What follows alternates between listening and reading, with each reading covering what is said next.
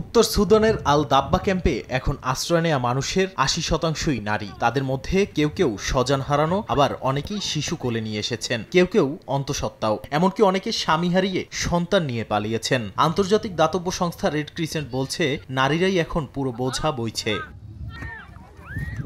জাতিসংঘের তথ্য মতে আল ফাশির থেকে পালানো ১০,০০০-এর বেশি মানুষের খোঁজ নেই। পালিয়ে যাওয়া নারীরা বলছেন, পথে ধর্ষণ, হত্যা, অপহরণ, নিখোঁজের মতো ভয়ঙ্কর ঘটনা ঘটছে। চিকিৎসকরা বলছেন, ক্যাম্পে অন্তঃসত্ত্বা নারীর সংখ্যা প্রায় ৩০% হলেও মিলছে না বিশেষায়িত কোনো চিকিৎসা।